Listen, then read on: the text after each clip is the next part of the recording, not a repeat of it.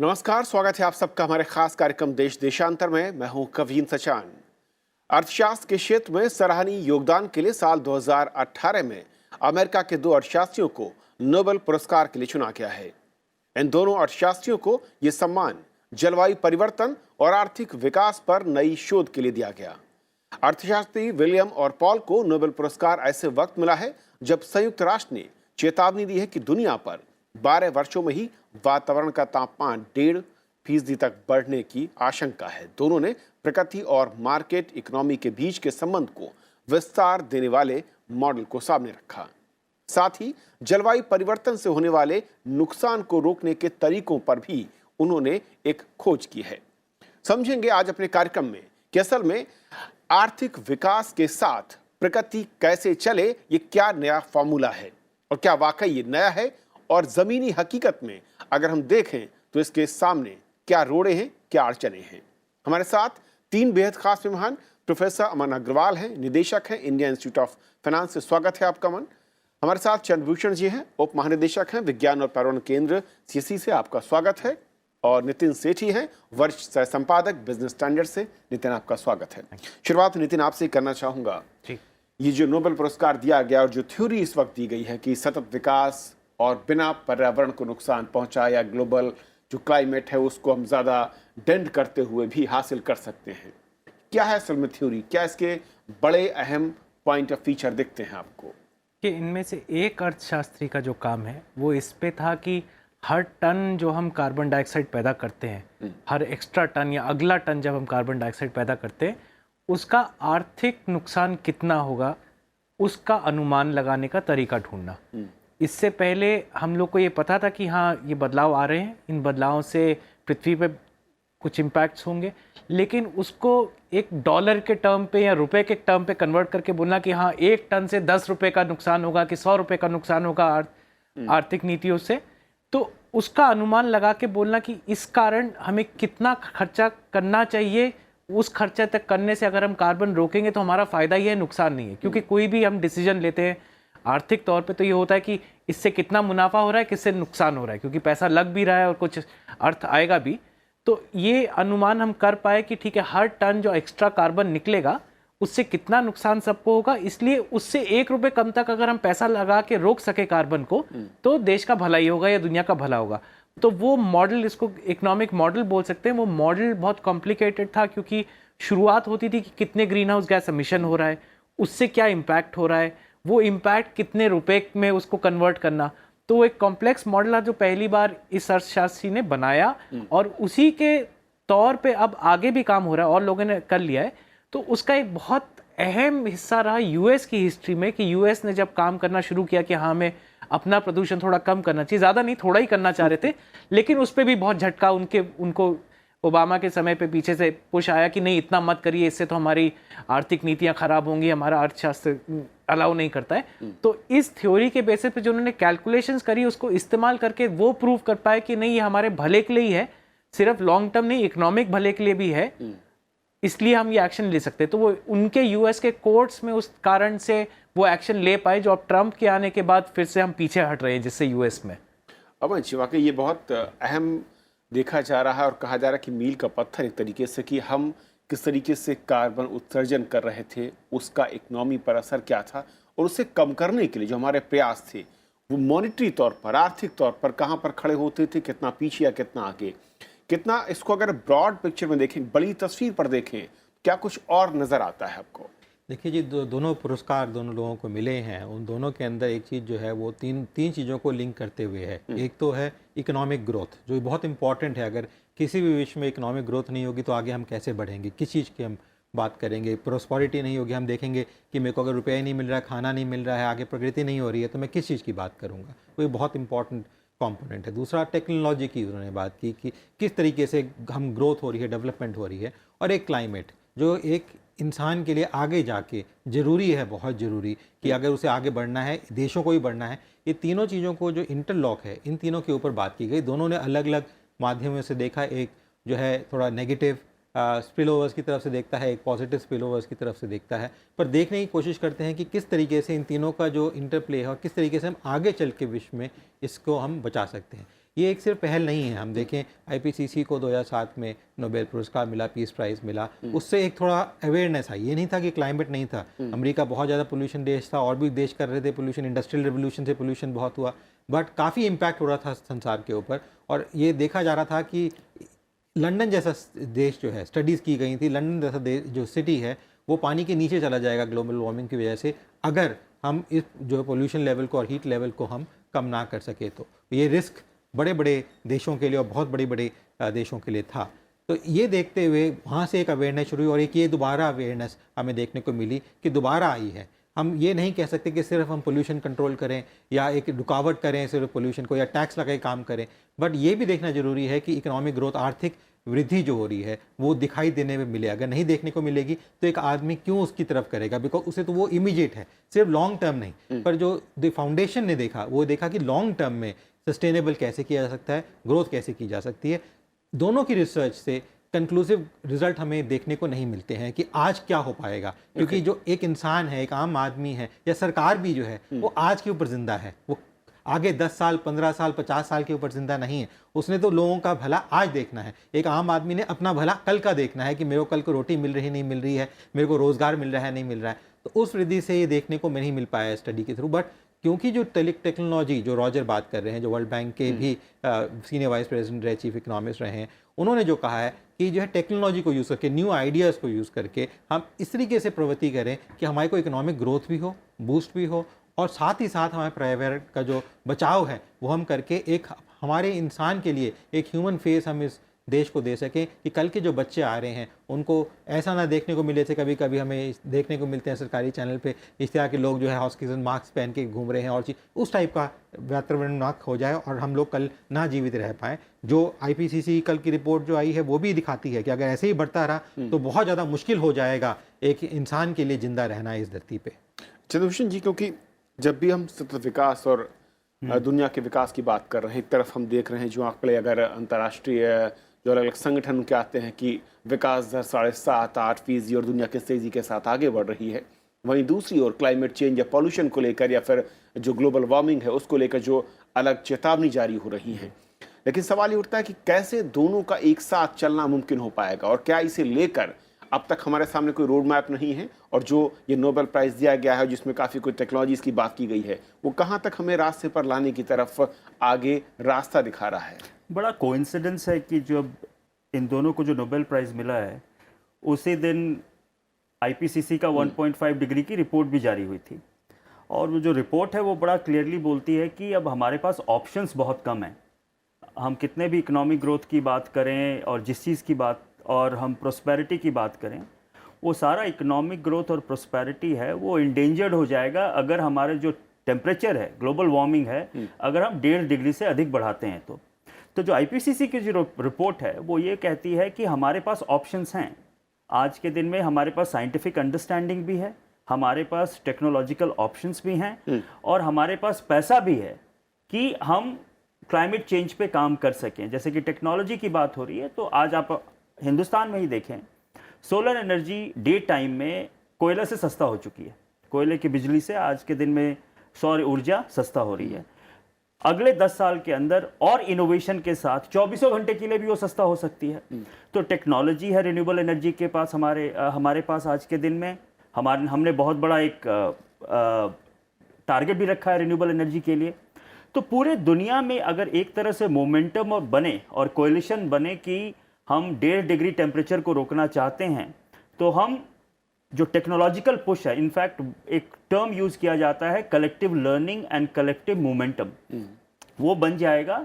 और हम जो क्लाइमेट चेंज जो 1.5 डिग्री की जो रिपोर्ट कहती है कि बहुत डिफिकल्ट है, लेकिन हम 1.5 डिग्री मीट कर सकते हैं अगर ग्लोबल कलेक्टिव एक्शन हो, टेक्नोलॉजिकल चेंज हो, लाइफस्टाइल में चेंज हो, तो हम क्लाइमेट चेंज को कंट्रोल कर सकते हैं।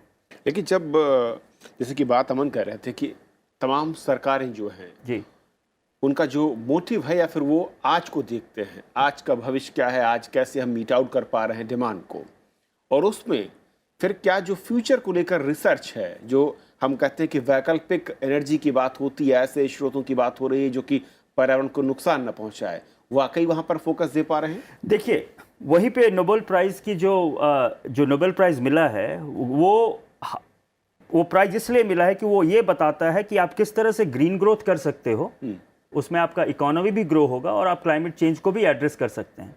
तो किस तरह से आप एक्सटर्नैलिटी, एक टर्म कहा जाता है एक्सटर्नैलिटी, किस तरह से आप एक्सटर्नैलिटी को एड्रेस करोगे। आज के दिन में हमारे मार्केट में हम प्रदूषण करते हैं, लेकिन वो प्रदूषण का कोई कॉस्ट नहीं है। अगर आप उस प्रदूषण का कॉस्ट करना शुरू करो, अगर आप क्लाइमेट चेंज के नेगेटिव को कॉस्ट करना शुरू करो, तो बहुत से ट्रांजिशन पॉसिबल हैं। अगर हम कोयले के पावर प्लांट से जितना भी प्रदूषण होता है, पानी का प्रदूषण हो, हवा का प्रदूषण हो, क्लाइमेट चेंज का जो इम्पैक्ट है, अगर सबको आप फैक्टर करेंगे तो आप पाएंगे कि रिन्यूएबल एनर्जी कोयले से सस्ता है। तो जो नोबेल प्राइज मिला है वो एक्सटर्नैलिटी के ऊपर मिला है। How do you account for externality and do green growth. ये तो जो आज के दिन में ये कहा जाता है कि सरकार सिर्फ आज की बात सोचती है, सरकार आज की बात इसलिए सोचती है कि वो एक्सटर्नैलिटी को फैक्टर इन नहीं करती है। अगर आप एक्सटर्नैलिटी को इकोनॉमिक मॉडल में फैक्टर करने लगेंगे तो क्लाइमेट चेंज में बहुत जो चीज़ की ज़रूरत है, चाहे टेक्नोलॉजी चेंज की हो या इन्वेस्टमेंट, ग्रीन इन्वेस्टमेंट की बात हो, वो पॉसिबल हो सकता है। रितिन, वाकई एक्सटर्नलिटी की जो बात कर रहे हैं, क्या हमारे लिए एक एज अ दुनिया या वर्ल्ड के मैं नज़रिए समझूं, क्या एक नई चीज़ है या हम जानते हुए इसको अडॉप्ट नहीं कर पाए, और अगर नहीं तो फिर क्यों? तो इसमें मैं आपको एक उदाहरण के तौर पे देता हूं। जैसे सरकार भी अपना बजट बनाती है, तो जैसे मनरेगा स्कीम होती है कि दिहाड़ी दी जाए, जो गरीब मजदूर है जिनको खाना नहीं मिल रहा उनके लिए वो भी करना है। आपको इरिगेशन कनाल भी बनानी है कि खेत अच्छे हो जाएं, कि आगे और तौर पे उनको फिर दिहाड़ी ना देनी पड़े, वो अपने आप खुद कमा सके अपने लिए। तो हमेशा एक सरकार असमंजस में रहती है कि कितना इसमें डालूं, कितना उसमें डालूं। एक दूर की सोच भी रखती है और छोटी सोच भी रखती है। अब दोनों में मुश्किल आती है कि आप छोटी सोच में ज़्यादा पैसा डाल दें तो आगे फिर आप साल दर साल यही करते रहेंगे। अगर आप उसमें ज़्यादा पैसा डाल दें तो आज जो भूखमरी है उसको आप हटा नहीं पाएंगे। तो ये सवाल हर सरकार के सामने, दुनिया के सामने भी है। क्लाइमेट चेंज के सवाल में एक और पेचीदगी आ जाती है कि अभी तक जो एमिशंस हुए बहुत सारे विकसित देशों से हुए हैं। तो विश्वास किया जाता है क्योंकि आपने समस्या पैदा करी है, आपकी रिस्पॉन्सिबिलिटी है कि पैसा दीजिए गरीब देशों को कि आपके रास्ते पे ना चले, दूसरे रास्ते पे चले। अब तो ये थ्योरी जो इस नोबेल प्राइज से आती है कि कितना खर्चा होता है या कितना नुकसान होता है, ये क्लियर हो गया है। जो विवाद अब ये है, विवाद ये है कि कितना पैसा विकसित देशों को विकासशील देशों को देना होगा जिससे वो गलत रास्ते पे ना जाए, क्योंकि उनकी अभी गलती नहीं है। जैसे हिंदुस्तान या चाइना जो है, आने वाले देशों में इनका प्रदूषण और बढ़ेगा, जिस कारण से मे बी कुछ सालों बाद वो यूरोप या अमेरिका के बराबर बैठ सके बदमाशी में। अभी उतनी बदमाशी नहीं करी है। तो उनको अगर बदमाशी के रास्ते से रोकना है तो उनको आपको थोड़ा प्रोत्साहन देना पड़ेगा कि अच्छा हमने गलती कर दी, आप पैसा रखिए, आप कुछ नया तरीका ढूंढिए। तो जो विश्व में अभी डिबेट है, ये पेरिस एग्रीमेंट हुआ 2015, अगले दिसंबर में भी इस पे बातें होंगी सारी दुनिया की, कि कितना पैसा किसको देना चाहिए, और वो इस पे निर्भर करेगा कि अमेरिका अग्रीमेंट में रहता है कि नहीं। ट्रम्प साहब बोलते हैं कि नहीं, हम तो इसका हिस्सा ही नहीं होना चाहते, अब आप लोग बड़े अमीर हो रहे हैं, हम आपको पैसा नहीं देंगे, पुरानी हिस्ट्री भूल जाइए। तो एक तरीके से मैं ये भी बोलूंगा, ज़्यादा अजीब लगता है बोलते हुए, कि नोबेल प्राइज़ इनको बहुत देर से मिला है, क्योंकि ये डिबेट ग्लोबल अरीना में सेट हो चुकी है कि हाँ इसकी कीमत है, रोकने का फायदा है, पर इसका शॉर्ट टर्म में की कीमत देगा कौन?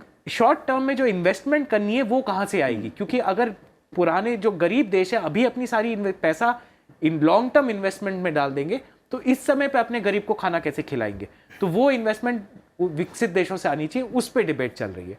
अमर, ये वाकई बहुत अहम है कि जो नितिन कह रहे हैं कि ये बहुत पहले से डिबेट चल रही है, लेकिन सवाल तो यहाँ पर आकर मैं कहूँ कि खड़ा हो जाता है और बड़ा भी हो जाता है कि आखिर जिन्होंने इस समस्या को बढ़ाया है, और नितिन बिल्कुल ठीक कह रहे हैं कि जो नए देश उनके रास्ते पर चलते हुए आगे बढ़ना चाहते हैं, यानी विकसित होना चाहते हैं, वो उन गलत इंस्ट्रूमेंट, उनके टूल्स को इस्तेमाल ना करें, तो उसकी भरपाई करेगा कौन? आपने बड़ी अच्छी बात करी। ऐसी बात नहीं है, 50-60 साल हो गए हैं जब से क्लाइमेट के ऊपर और पोल्यूशन के ऊपर डिबेट हो रही है, अलग अलग माध्यमों से हो रही है, न्यूज़ मीडिया ने उछाला है, अलग अलग इंस्टीट्यूशंस ने उसको रेज़ किया है, पर कोई कॉन्क्रीट सोल्यूशन सा निकल के नहीं आया है। जो विलियम ने बात करी वो टैक्सेशन की बात करी कि निकाल के कि टैक्सेशन लगा दिया जाए, जिसको इम्प्लीमेंट भी किया गया, कार्बन टैक्सेशन के थ्रू इम्प्लीमेंट किया गया, जो जापान में क्योटो प्रोटोकॉल सेटअप किया गया, पर उससे भी कोई फ़ायदा नहीं हुआ। उससे भी एक पावर मिली है कि बंदे को, जो इंसान ज़्यादा पोल्यूशन कर रहा था, उसकी लिमिट थी, तो दूसरे से वो पोल्यूशन राइट्स खरीद के वो पोल्यूशन कर सके। यहाँ तक रुकावट नहीं आई। हमने जो है एक स्टडी की थी जो हमने स्वीडिश पार्लियामेंट में भी डिस्कस करी, ग्लोबल फोरम्स गॉथनबर्ग में भी प्रेजेंट किया, उसके बाद जो है फिनिश पार्लियामेंट में भी किया, यूरोपियन पार्लियामेंट में भी किया 2007 में, जिसमें हमने सजेस्ट किया ग्रीन फंड क्रिएट करना, ग्रीन एनर्जी फंड क्रिएट करने के लिए, जहाँ पे हम प्रगति भी ना रोकें और पोल्यूशन के ऊपर भी क्योटो प्रोटोकॉल से काफ़ी आगे जाके, और उसको सिर्फ हिंदुस्तान में नहीं बाकी काफ़ी देशों ने, और OECD ने तो 2008 में वो ग्रीन फंड का इंट्रोड्यूस भी किया कि नई टेक्नोलॉजीज़ जो हैं, जो टेक्नोलॉजीज़ पोल्यूशन कम करती हैं या पोल्यूशन रोकती हैं, उनको बढ़ावा दिया जाए, और इंटरनेशनल एजेंसीज हैं जैसे UN है या कोई और इंटरनेशनल एजेंसी, वर्ल्ड बैंक है, उन टेक्नोलॉजी को खरीदे, और जो विकसित देश हैं जो जिनके पास पावर नहीं है कि वो नई टेक्नोलॉजी इनसे खरीद सकें, उनको एक रॉयल्टी के बेसिस पे उनको दी जाए ताकि वो उसका भरपाई करने सके, अपनी ग्रोथ को ना सेक्रीफाइस करे। बिकॉज कोई भी देश, चाहे वो अमेरिका हो और चाहे हिंदुस्तान हो, चाहे चाइना हो, चाहे वो कंबोडिया हो, छोटा भी हो बड़ा भी हो, कोई अपनी वृद्धि को, ग्रोथ को कम करके जो है क्लाइमेट की तरफ नहीं सोचता है। बिकॉज क्लाइमेट का जो इम्पैक्ट होता है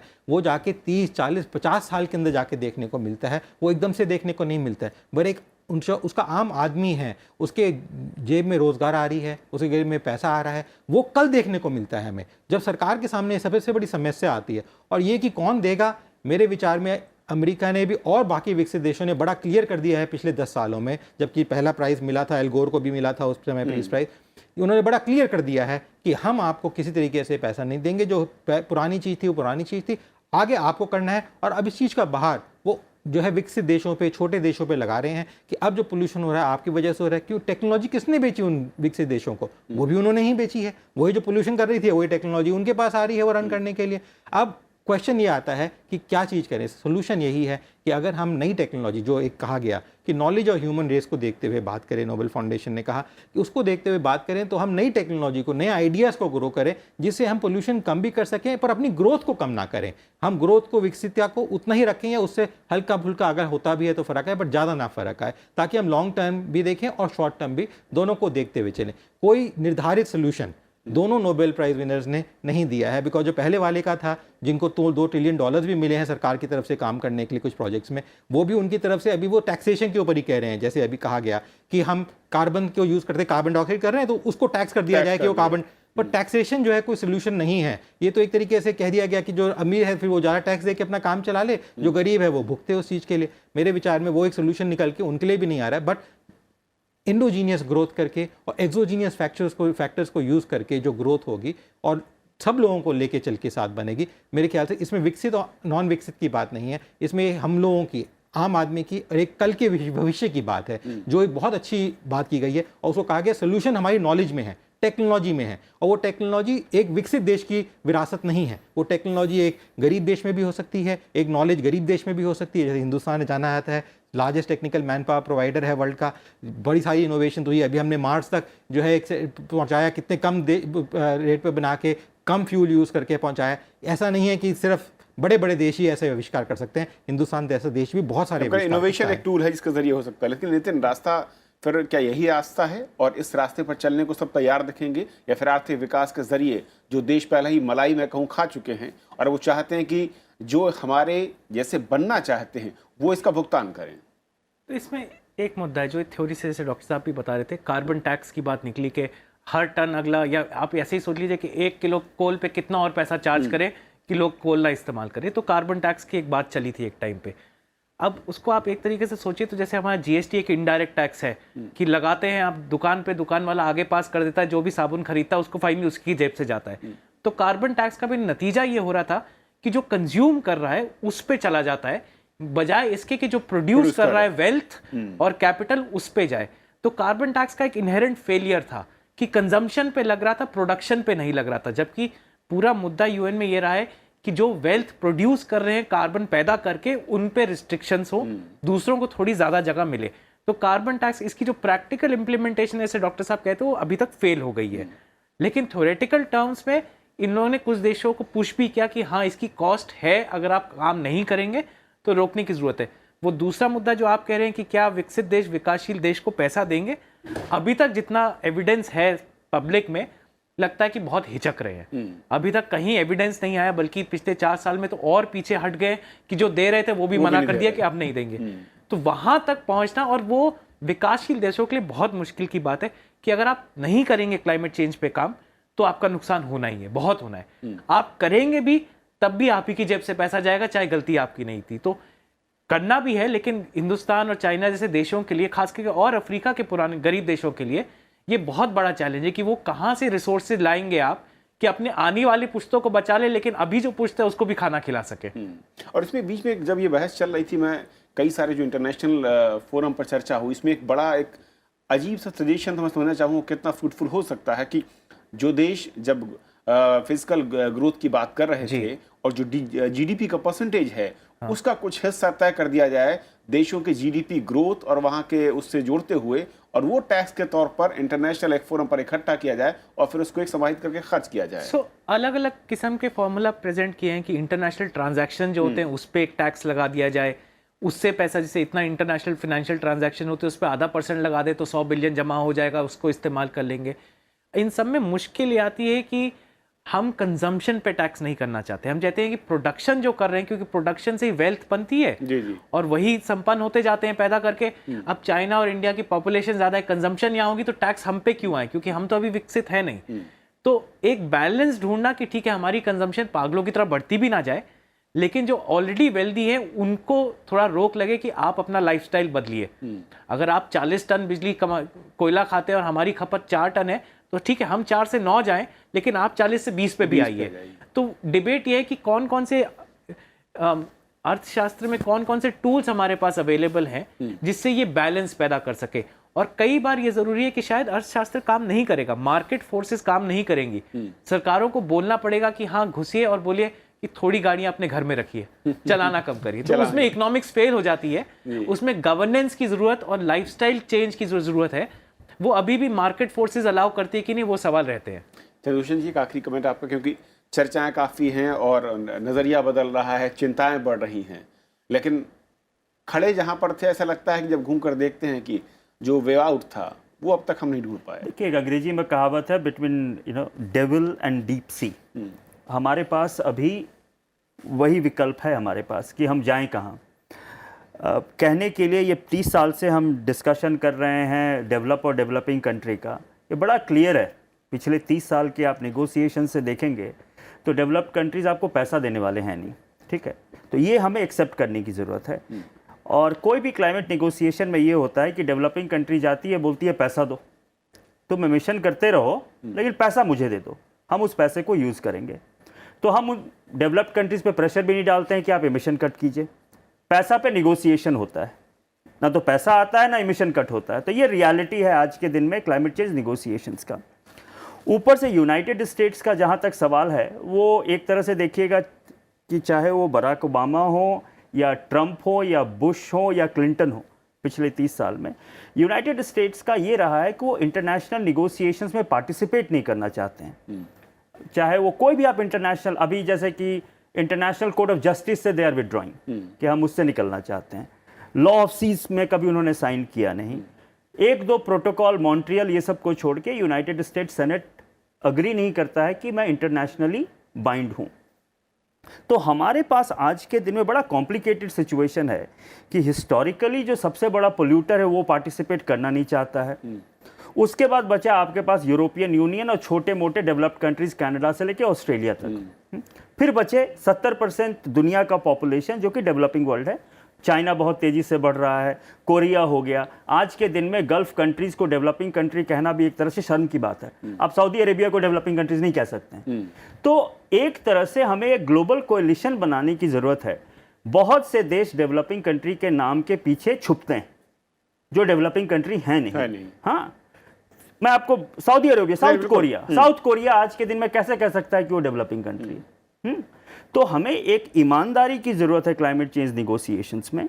जब तक वो ईमानदारी नहीं आएगा दोनों तरफ से, डेवलप्ड कंट्रीज की तरफ से और डेवलपिंग कंट्रीज की तरफ से, तब तक हम ये क्लाइमेट चेंज सॉल्व नहीं कर सकते हैं।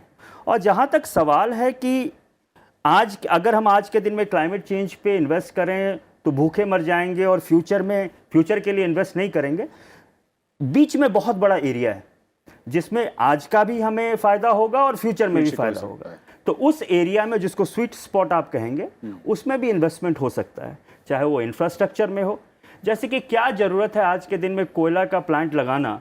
आपको मालूम है कि 10 साल बाद आप आज के दिन में इस देश में आप एनपीए को देखिए, सबसे अधिक कोयले के प्लांट से आ रहा है। अब करें तो जिसका फ्यूचर आपको पता है कि कब होना है, आपको उस पर मालूम है आप उसका invest नहीं फ्यूचर करें। कहाँ है, आप उसमें क्यों इन्वेस्ट कर रहे हैं? बिल्कुल। तो उस एरिया में भी काम करने की जरूरत है। वक्त की कमी, लेकिन बहुत बहुत शुक्रिया आप तीनों मेहमानों का हमारे साथ इस बेहद अहम चर्चा में शामिल होने के लिए और इस समझाने के लिए कि आर्थिक विकास और प्रगति के साथ जो सामंजस्य है उसको लेकर जो नोबेल प्राइज दिया गया है, जो नोबेल थ्योरी है, वो असल में क्या है, कितनी मजबूत या कमजोर है, लेकिन जमीन पर उसे उतारने में दिक्कत क्या है।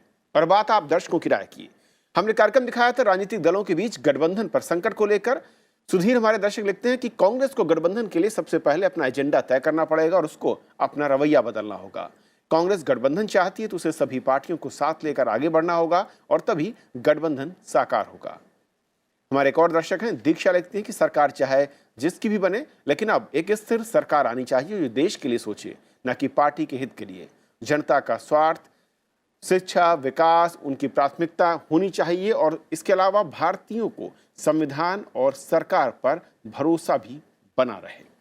तो आप दर्शकों की राय का हमें इंतजार रहता है। अपनी राय, सुझाव, आलोचना यूं ही लिखते रहिए, कार्यक्रम में शामिल करेंगे और हमारे आप कार्यक्रम को YouTube पर भी देख सकते हैं। फिलहाल आज इतना ही, नमस्कार।